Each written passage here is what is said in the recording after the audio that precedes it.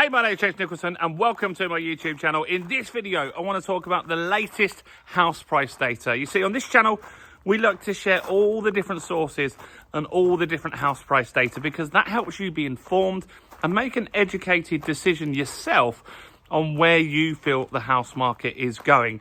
Now, I'd like to get your feedback on what you think is going to happen with house prices this year. So do comment below with what you think. But this video is all about the data from Halifax. So Halifax Building Society, if you're new around here, they bring new house price content every single month. We've already had the nationwide data the other day. We'll get ONS data later this month. And we also get the asking price data from Rightmove as well. That had a big drop recently. Hasn't impacted house prices yet, but very easily could in the future. So if you're new around here and you haven't done already, do subscribe to the channel over there and hit that bell notification. We're on the way to 46,000 subscribers now, which is crazy. Why subscribe? Well, you'll get all the latest house price news, interest rate news, and much, much more. Also, you can help me get some views on this video. Your part simple. Smash like, tick or like, do something to the like button. That helps with the YouTube algorithm, and that really has helped the channel grow. If you are new around here and you're wondering, is he walking outside his massive house? Unfortunately not. This is where we've been staying in Carcassonne in south of France for a few weeks.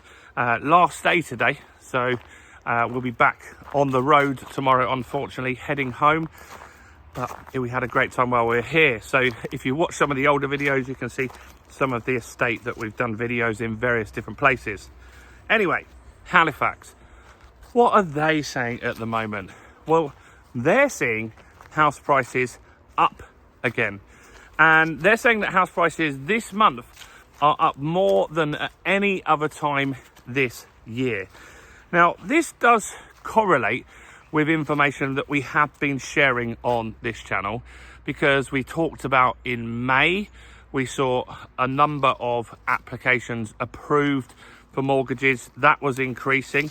But it also can contradict some of the other stuff that we've spoken about on the channel. So, for example, I did a video last week where I talked about house searches, the volume of people searching for houses online at the moment. That's down. And two things can be true.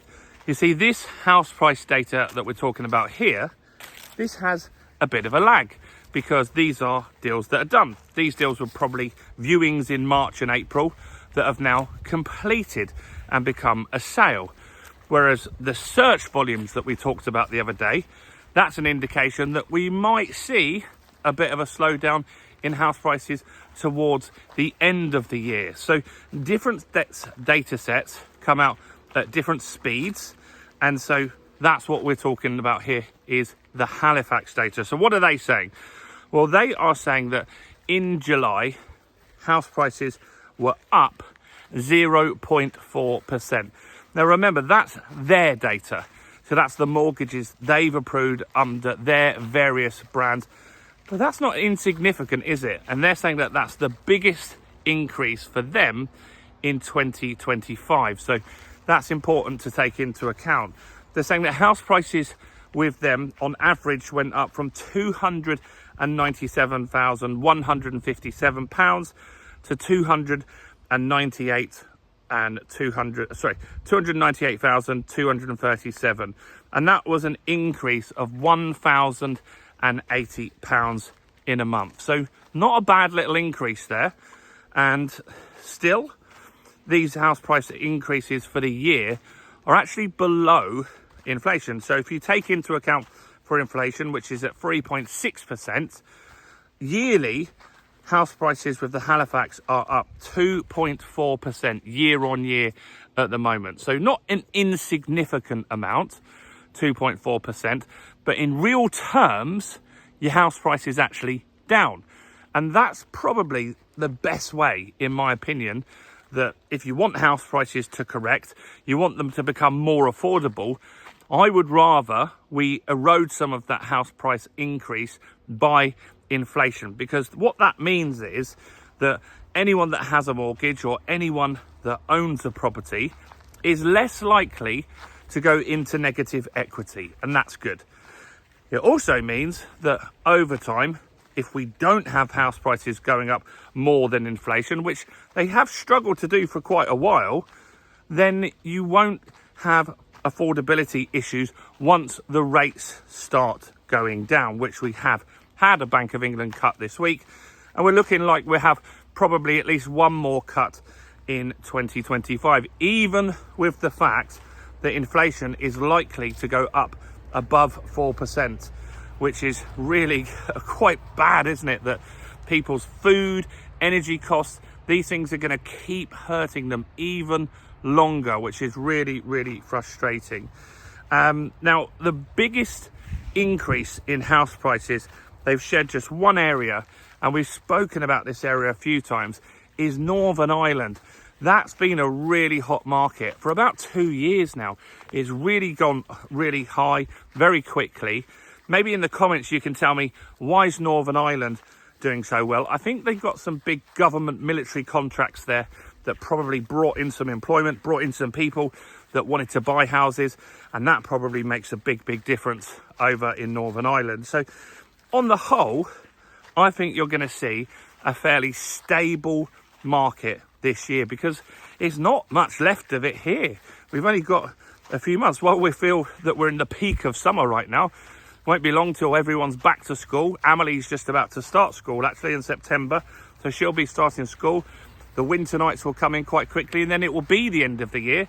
And right now we're sitting on 2.4% positive in the market. So I think it's very unlikely on an annualized basis that you'll see house prices drop. But I'm not saying that you might not see some drops before the end of the year, because I have said, like I said in this video just now, you are seeing some data that says new searches are down. If that means that less people apply for mortgages, if that means that less people start buying properties, then of course you could see some house price drops this year. But probably as a 12-month rolling price, I think you'll see that up now. I think it's very, very unlikely now, the fact that we've got to August and we've got 2.4% up with these guys. What we want to be concerned about and really looking at, the next data point that I think is important, is the asking price data from Rightmove. I think we're going to get that next week. I'm just having a look out here, because last time I walked through here yesterday, there was a deer in there. So I just want to check. Can't see one, but something's in there.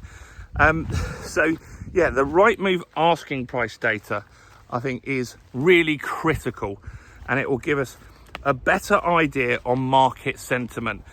You see a lot of you guys comment on my videos and say, where you are, everything's being reduced. But if you look at those comments, that also matches up to other people saying, well, where I am, everything is selling really fast for full asking price.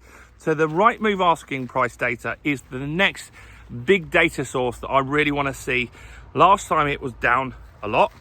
If it carries on like that, it's going to indicate that eventually we're going to start seeing data coming through that says house prices are down. Anyway, let me know in the comments what you think about all this house price data.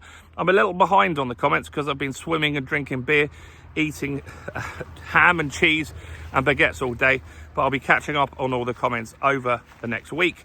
And do make sure you grab my new ebook, How to Get the Best Mortgage Deal in 2025 and Beyond. 1,500 people have grabbed that now. I'll link that in the description. I'll link that in the first comment as well. Also check out all the other content on the channel as well, including this video right here.